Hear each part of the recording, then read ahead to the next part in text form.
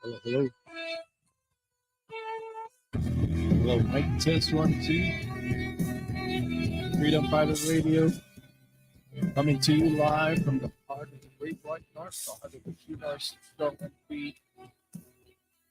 We are coming to you live only for a brief moment here to kind of cover what's going on in the United States in the Baltimore bridge collapse that happened 1 a.m. in the morning last night. I don't know if that's Eastern Standard, Central. There are so many speculations happening from across the board. But I am going to cover one of the speculation. Again, it's a speculation. This is not based on any evidence or fact, but Andrew Tate on X.com or Twitter, formerly known as Twitter, is giving a theory that this probably is a cyber attack. There are so many indicators that people are assuming that this is possibly a cyber attack. Let me just take off that going live banner, folks. Because we have multi-screen here, it's hard to find where my cursor is. We have four screens. Can't find the cursor sometimes. I keep on moving the mouse here to find it. Okay, so we're about to start here. We are going to cover this story right now. The This happened last night, as you can see there on the screen. The Baltimore bridge in Baltimore. It's not called the Baltimore Bridge. There's a proper name for the bridge. But this happened in Baltimore. Where one of the cargo ships that was leaving the port registered to a Singapore cargo liner leaving the port, but momentarily before the, as you can see there on the big screen, let me maybe make it a full screen. Just moments before that cargo ship, multi-thousand ton cargo ship, hit the column or the support column there of the bridge. Before hitting it, you can see the lights on that cargo ship went on and off, and also the engine seems to be revving. As you can see, the smoke, black smoke from the chimney is blowing really high. So there's a lot of speculation. It's too early to tell. Investigations about to is happening right now. As you can see on the red circle, there were some cars that were still on the bridge, albeit that they were able to stop the vast majority of the traffic that was getting on the bridge. But there were still some vehicles that was left on the bridge when the cargo ship finally hit that column, and instantly the entire bridge, except for both ends, the entire middle section of the bridge collapsed down to the water. I am saddened and very concerned, imagining myself crossing something similar to this bridge here in Ontario. From There are two large bridge that are probably the same size. I don't know. I I don't know the details of this bridge, how long it is, but from a visual assessment, it looks like one of the bridges that crosses from. You have to cross two bridges this big from when you're traveling from Toronto to Niagara Falls, and me crossing that bridge, two large bridges, visually looks about the same here in my assessment. The one in Hamilton and the one near St. Catharines. You have to cross two bridges like this over the lake. It looks to me, it seems to me, because that was also those two bridges that's coming from that's crossing from Toronto to Niagara Falls area, uh, rides over the St. Lawrence River, which is a very very big river. It Remembering, imagining myself and with my family have crossed that bridge many times, I am saddened to think that those those few cars that was left on the bridge, I'm hoping that it's not, as you can see on this video here, right now on the side of the screen right here, there were some tractor trailers that were trying to zoom past the bridge before that. I guess they were given warning. They were given warning that there was a, and this was happening 1 o'clock in the morning Baltimore time. I don't know what is Baltimore time, if that is Mountain Time or Central Time. Not sure if it's Eastern Time. I don't know where's Baltimore in the hemisphere of the United States. But as we can see from this footage right here, let me. There are some more cars right there on the red circle on the screen. As you can see, there were some more cars that were still on the bridge when the cargo ship have collided with the column of that bridge. And I'm hoping that there were no minivans with. It's 1 o'clock in the morning, so unlikely, but it's possible. A family traveling overnight to another to different part of the states, they could be crossing that bridge at that time in the morning. I'm hoping that there's not a young family with little babies in a car seat or little children that was in the car when that bridge collapsed. It was according to some reports that I heard, the water was really cold on that body of water. I don't know if that's a river or a lake or body of water that goes into the ocean. But apparently, it was cold, and in some reports that I heard, they're approximating about 7 minutes in in the water, in that kind of frigid water, before anybody in that water was soaked in that water will experience hypothermia. But the impact of the fall is another thing to consider. So I'd like us to listen to this report. This one is Today News this morning. I got a few clips here that I'd like to play for our listeners and weigh in on what's going on. Because uh, the more sinister speculation that some people in the freedom community is kind of throwing out there is that just not too long ago, November last year, was the movie that was executively produced by the Obamas, Michelle and Barack Obama. The movie called Leave the World Behind have touched on this issue of cyber attack, the cyber, and during the pandemic there was also the cyber polygon, war rooming or war simulation. Just like how they had the simulation just weeks before the pandemic happened, they had simulation during the lockdowns. They had simulations of cyber polygon, cyber warfare. And just last November 2023, we saw that movie, which a lot of people who are deeply red pilled are speculating that that is another predictive programming movie, as we've seen many disasters in the United States and worldwide.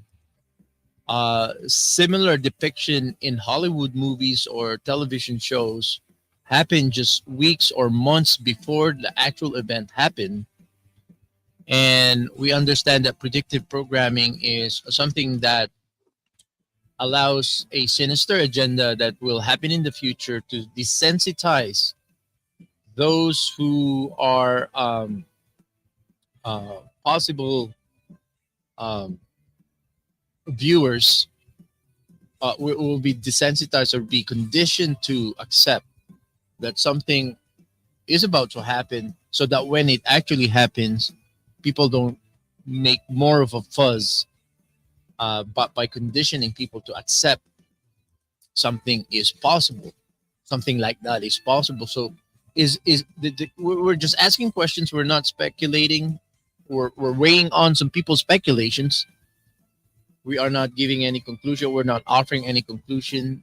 but we are asking the questions in this particular broadcast right now. Is this another predictive programming broadcast or film that was produced by the Obamas back in November, just very few months ago?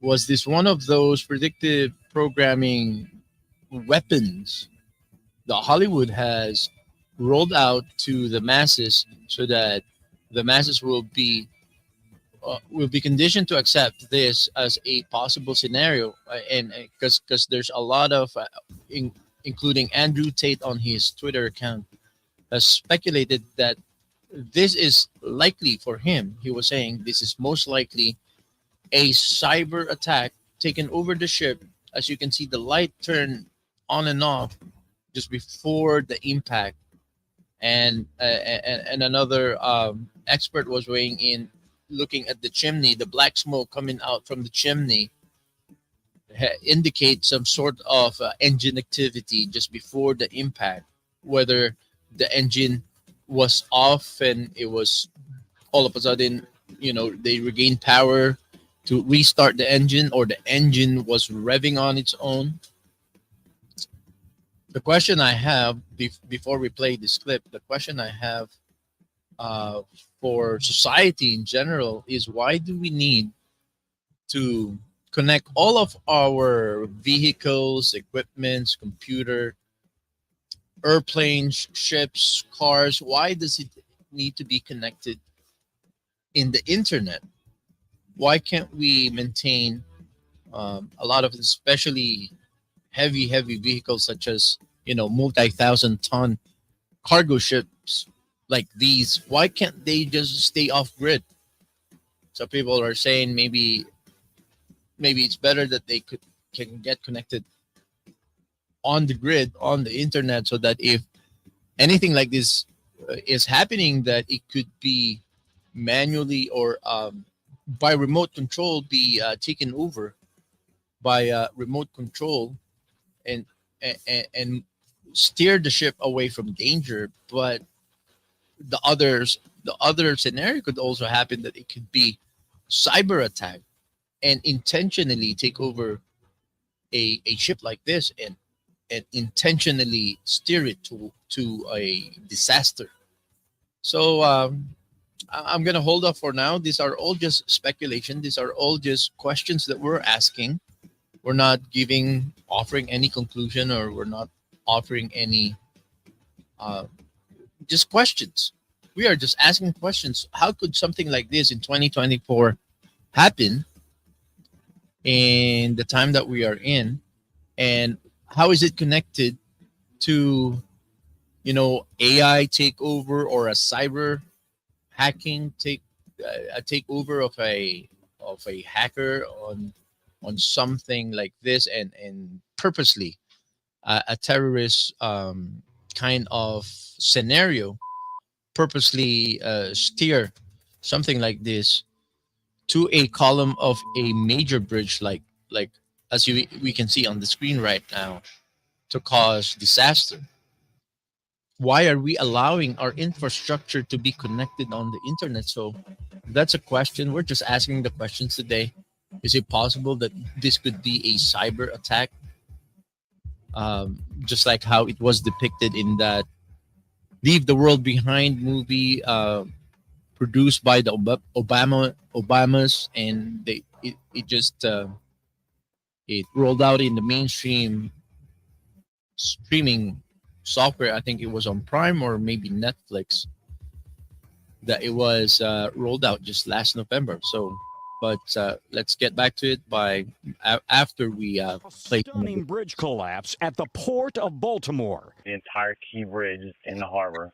The Francis Scott Key Bridge plunging into the water overnight after it was hit by a cargo container ship. I wanted to know what the bang was. Ship hit the Key Bridge, sinking. The bridge is gone. Holy hell.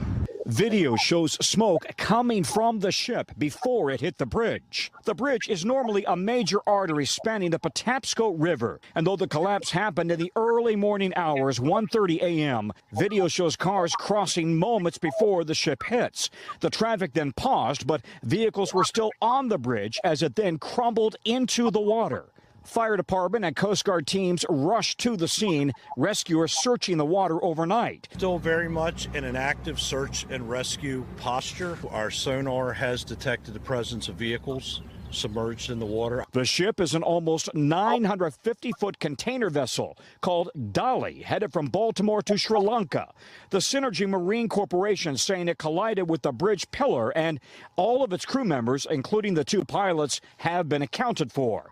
The ship reportedly lost power while in the water. This morning, with the sun rising, search teams continue looking for any survivors in the water as the Baltimore area reels from a major collapse. Tom, we know that there were vehicles in the water, as that official pointed out. The weather is very cold, so if there are survivors who are still in the water, how long can they safely remain in those cold temps? Yeah, 40, 45 degrees in the water, 32 degrees outside right now where we are. We checked with the University of Minnesota Duluth, and they're saying at about 7 minutes, if you're in the water, you start to have exhaustion. And then you may have, if you're lucky, if you've got a flotation device, if you've got the right gear, you might be able to survive for an hour. So we are now several hours, almost 6 hours into this episode. Survivability is really potentially very, very challenging. But overhead, helicopters continue to search the water for any signs of survivors. And this is an all-hands-on-deck effort in terms of Baltimore and Maryland state authorities and surrounding counties all sending mass resources into this area, trying to find anybody who might be in the water. Let's talk, Tom, if we could, about this cargo ship itself. Earlier, you and I were on the air. We could not even make out in the dark whether the ship was still afloat. We now see that it is. We've been told by authorities that the crew remains on the ship, including presumably the pilot of this vessel. What is the investigation going to look like now? As I understand it, by law, you have to, if you're traveling these very complex waters of in and around the Baltimore Harbor and the Chesapeake Bay, you have to have a local marine pilot on because it is so complex. Yeah. If we can even roll the video, Tom. In the moments before it hits this structure, this key part of the pylon of the bridge's structure, the ship looks dark. It looks like it's lost power. Yes, and there was one report that it had, in fact, lost power. The fire department chief is saying that they will not put people on board that ship until they do a full damage assessment to determine how safe it is. And then they've got to evacuate the crew and determine how seaworthy the vessel is. However, at the moment, it seems to be fine. The NTSB will actually be running the investigation into how this happened. But I must say, the locals here are stunned that this ship would, first of all, crash into one of these pylons. Again, we don't know if they had control of the ship. And secondly, stunned that this bridge would be so vulnerable to collapse with the ship hitting a pylon. Just a whole series of questions that you can imagine the entire city is asking. I would make the point we are right up against, very close to I-95, that critical north-south corridor on the East Coast. I-95 is open. 695, however, is closed. And so if you are planning to come up and down the East Coast, be aware that the area around Baltimore is going to be really, really trying and problematic just in terms of traffic. And the port of Baltimore itself, one of the busiest in the country, is going to be reeling from this and trying to determine how safe it is to move ship traffic in and out. Yeah. Live pictures out of Baltimore as the sun's coming up, Tom. The Francis Scott Key Bridge perhaps totally collapsed this morning, a 1.5 mile thoroughfare right around Baltimore City. Hey, thanks for. All right, folks. So we are weighing in on some of the coverage, news coverage of this developing event. They are still searching for survivors in the waters of that bridge in Baltimore. That's a big bridge, as you can see on the screen right now. There are some vehicles that were still on the bridge when the bridge collapsed. as that multi-thousand ton tanker ship collided with the foundation of that bridge. So I'd like to invite all of our live listeners right now to weigh in on this conversation. Come to the comment section. What are your thoughts, folks? Because there are many speculation that is circulating, and maybe if I can screenshot Andrew Tate offered on his Twitter account or X account that he believes that this was a cyber attack, a cyber hacker that hacked into the helm, the control center of that cargo ship, because we saw the light flickering on and off, and another engineer or a legal maritime legal counsel that I saw in another clip weighing in on looking at the chimney, the dark smoke coming out from the stacks or the chimney of the ship. According to him, he said that it indicates that it is possibly a hack into the engine as well, because that signifies um, engine activity. So let me go back to some of my downloaded clips here, and I would like us to weigh in and have a discussion here on the live coverage of this developing event when it comes to the rescue effort. But this happened last night in Baltimore, 1 o'clock in the morning. I'm not sure if Baltimore is Eastern Standard or. I have another clip. What the collapsed bridge looks like in the daylight.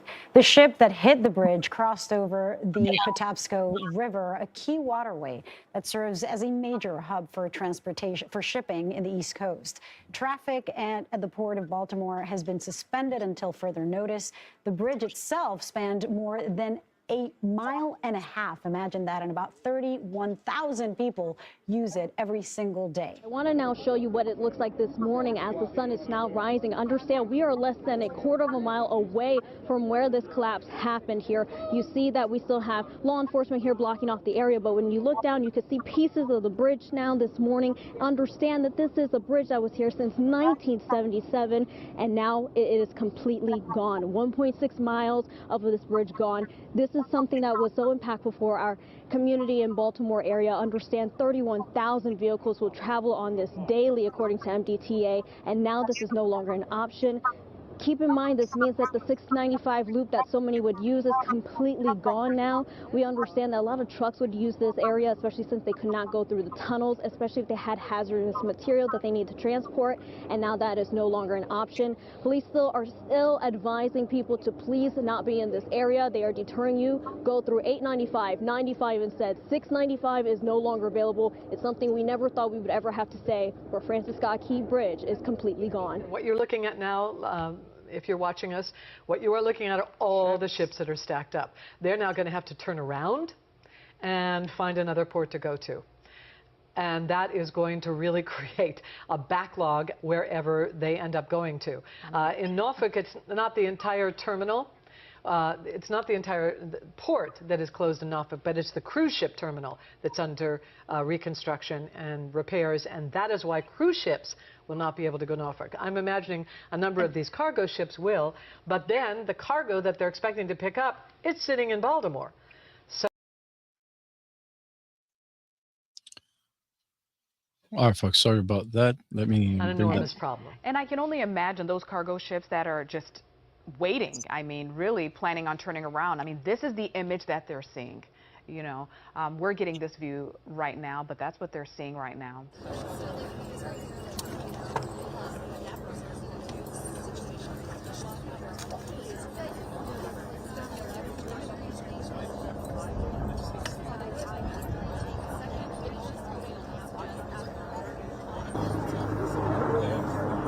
Coming up very soon. Hey, right now, I got a lemon stand for you. Empty spaces on it.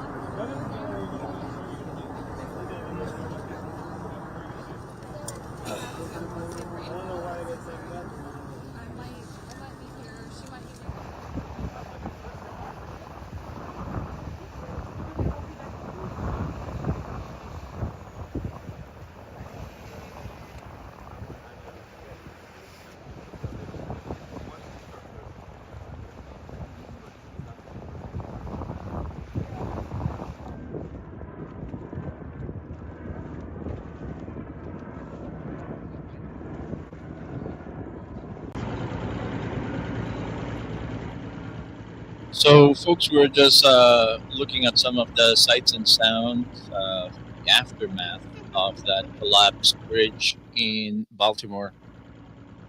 There are many speculations, and I would like this to be a live discussion with all of our freedomizers, our brothers and sisters in the fight, and brothers and sisters in the faith, because it's very suspicious. And I understand why there are many who are red pilled offering the theory or asking the question. We're just asking the question.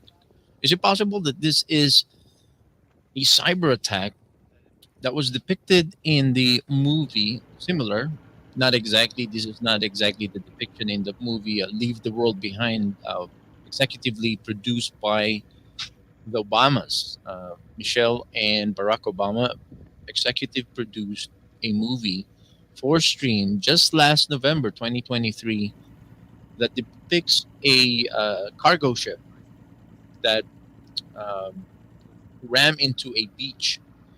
That was the movie. So this is not exactly the same, but we know and we can remember that there were many instances in previous disasters, just like the train derailment that happened a few months ago in the United States. I can't remember the details.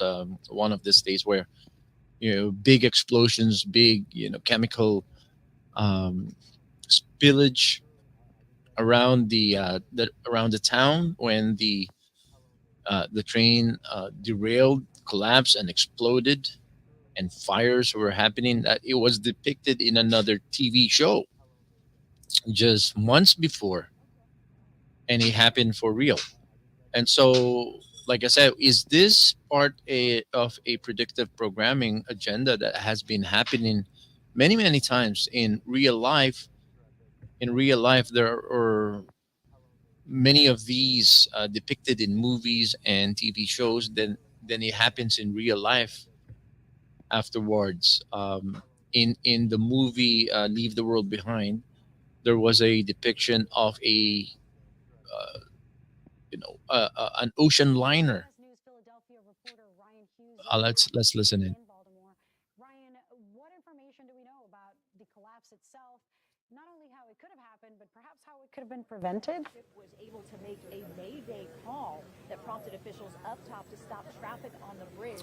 Well, the NTSB is about to brief everyone in about 30 minutes or so. A team is on the ground now investigating exactly how this crash happened. And just over my shoulder, that scene is so harrowing. Part of that bridge in the road just completely broke apart. Right now, there is an active search and rescue operation. Dive teams remain in the water, actively searching for survivors. They are using drones. They are using sonar and other technology. We just heard from Maryland's Governor Wes Moore a short time ago. He says the entire state of Maryland is in shock right now. He says that at last check, there are still at least 6 people that are unaccounted for. All of them believed to be part of a construction crew that was on the bridge at the time of this crash. We are told they were doing pothole repair when the bridge went into the river. Right now, 2 people have been rescued. One was rushed to the hospital in very serious condition. Another survivor was taken out of the water, and we are told that he refused treatment and is said to be doing okay, which is just remarkable. But this is a work around the clock, all hands on deck effort. You have members of the Anne Arundel County Fire Department, Baltimore County Fire Department, and surrounding agencies all pitching in, actively working to search for those survivors. And again, this happened during a time when it was quite chilly in Baltimore, some 40 degrees earlier this morning. That water is also very cold. Dive teams